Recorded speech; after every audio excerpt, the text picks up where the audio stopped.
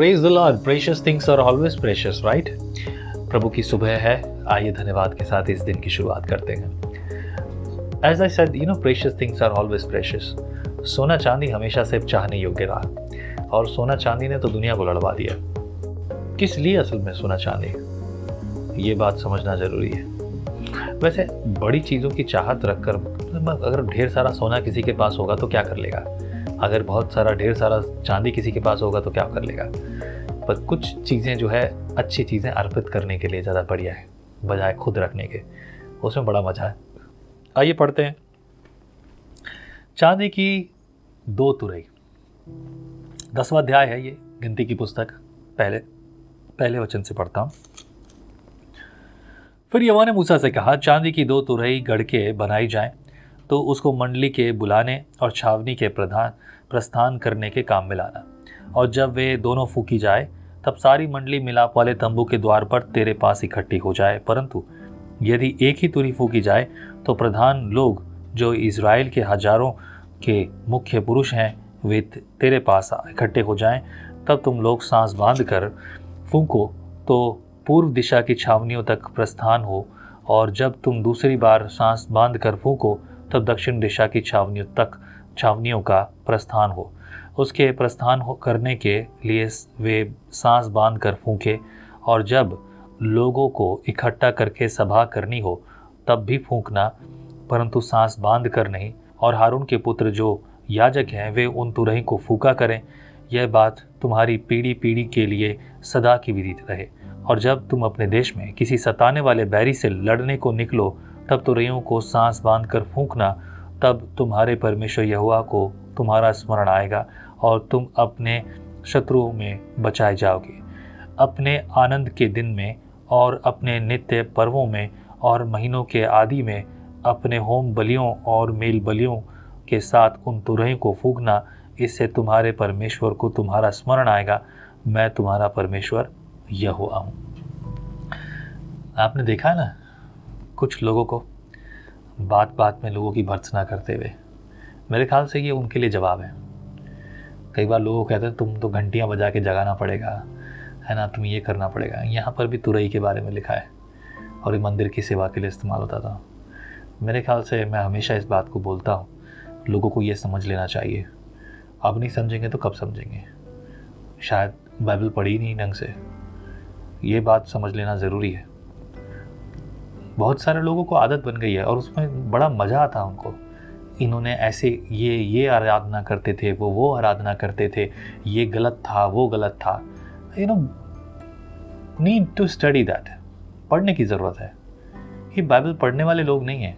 उनकी बात सुनकर मज़ा ज़रूर आ जाता होगा, लेकिन ये मज़े से हमारी ज़िंदगी नहीं चलती। हमारी आत्मिक उन्नति मज़े से नहीं चलती।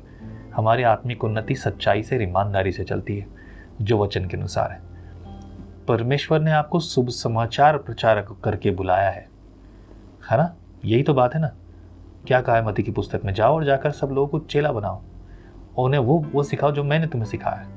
ये बातें थोड़ी सिखाई है जो आजकल यूट्यूब पर बहुत सी बातें करते जाते हैं कि देखो ये आराधना करता था, वो बिगड़ गया था, ये हो गया था, ये गलत है, इसको पैरों के तले रौंद दो, ये सब कुछ कर दो। मैं ऐसे सेवकों की भर्त्सना करूंगा मेरे प्रियो। आपने गलत चीज़ें सीखी हैं और आप अननेसेसरी दूसरों को उकसाते हैं। बुराइयां तो हमेशा लोग करते हैं। आप ऐसा करके क्या साबित करना चाहते हैं? बस ये कि दूसरों को खुश करना, वही कान की खुजली के अनुसार सुन लेना। आप क्या सुनते हैं सोच के, ऐसे लोगों को सुनना भी गलत बात होगा। ऐसा करके आप उनको प्रेरित कर रहे हैं। जानने की भी ज़रूरत नहीं है। आप जानते हैं शुभ समाचार मतलब शुभ समाचार, या वो बात जिससे परमेश्वर के नाम को महिमा मिलती हो। ऐसी तरह बातों से परमेश्वर को महिमा नहीं मिलती। और अगर ऐसी महिमा मिलती तो यीशु भी यही कर रहे होते। यीशु ने बोला गलत है, और यीशु ने उन सब चीज़ों की जो है इस्तेमाल करके नहीं बोलना है। खैर, बुद्धिमान है आप। 11 पद में इजराइलियों का सीने से प्रस्थान, यानी सीने मतलब सीने पर्वत से। दूसरे वर्ष के दूसरे महीने के 20वें दिन को बादल साक्षी के निवास पर से उठ गया, और इजरायली सीने के जंगल से प्रस्थान करके निकले, और बादल पारान नामक जंगल में ठहर गया। उनका प्रस्थान यहोवा की उस आज्ञा के अनुसार जो उसने मूसा को दी थी आरंभ हुआ। और सबसे पहले यहूदियों की छावनी के झंडे का प्रस्थान हुआ, और वे दल बांधकर और उनका सेनापति अम्मीनादाब का पुत्र नहशोन था, और इसकारियों के गोत्र का सेनापति सुआर का पुत्र नतनएल था, और जबलूनियों के गोत्र का सेनापति एलोन का पुत्र अलियाब था। तब निवास उतारा गया, और गर्शेनियों और मारियों ने जो निवास को उठाते थे प्रस्थान किया। फिर रिबौन की छावनी के झंडे का कूच हुआ, और वे भी दल बनाकर ऊँच चले, और उनका सेनापति शद्देउर का पुत्र अलीशूर था, और शिमोनियों के गोत्र का सेनापति रश्ते का पुत्र शलीमुल था, और गादियों के गोत्र का सेनापति दुएल पुत्र एलियासाब था। तब काहतियों के पवित्र वस्तुओं को उठाए हुए प्रस्थान किया, और उसके पहुंचने तक गार्शेनियों और मारियों निवास को खड़ा कर दिया गया। और इस प्रकार से अगर आप देखें, आगे तक देखें, तो 27 पद तक हम देखते हैं कि यहाँ पर 28 पद तक अलग अलग लोग अपने अपने तरीके से जो है सेवकाई को और खड़े कर रहे हैं। लेकिन एक ज़रूरी बात बताऊंगा, ध्यान से सुनिएगा। 29 पद में लिखा है, मूसा ने अपने ससुर रुएल मिधानी के पुत्र हुआब से कहा, हम लोग उस स्थान की यात्रा करते हैं जिसके विषय में यहोवा ने कहा है कि मैं उसे तुमको दूंगा, इसलिए तू भी हमारे संग चल और हम तेरी भलाई करेंगे, क्योंकि यहोवा ने इज़राइल के विषय में भला ही कहा है। होबाब ने उसे उत्तर दिया, मैं नहीं जाऊंगा, मैं अपने देश और कुटुंबियों में लौट जाऊंगा। फिर मूसा ने कहा, हमको न छोड़, क्योंकि हमें जंगल में कहाँ कहाँ डेरा खड़ा करना चाहिए यह तुझे ही मालूम है। तू हमारे लिए आंखों का काम देना, और यदि तू हमारे संग चले तो निश्चय जो भलाई यहोवा हमसे करेगा उसी के अनुसार हम भी तुझसे वैसा ही करेंगे।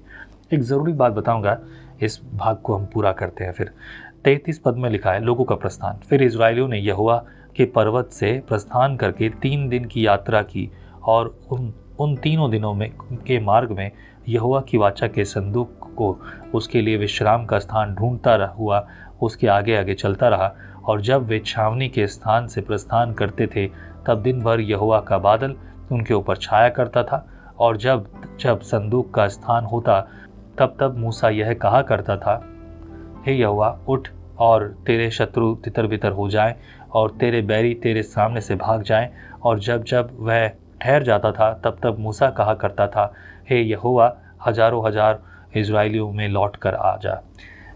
ये बहुत अच्छा है, speaking to the Lord in the same way, direct way. एक ज़रूरी बात, अगर आप नोटिस करें इज़राइलियों का सीने से प्रस्थान, आपने कभी साल्वेशन आर्मी का नाम सुना है? साल्वेशन आर्मी मैं बहुत ज़्यादा नहीं जानता, पर उनकी जो डॉक्ट्रिन्स हैं, साल्वेशन आर्मी एक चर्च है और एक अलग से चर्च ग्रुप है। हालांकि उनकी संख्या बहुत नहीं है, और राजस्थान में तो शायद साल्वेशन आर्मी के कोई कलीसिया नहीं है मेरी जानकारी में। हाँ, पर गुजरात में मैंने देखा है, और कुछ और प्रांतों में है, ऑफकोर्स महाराष्ट्र में होगी।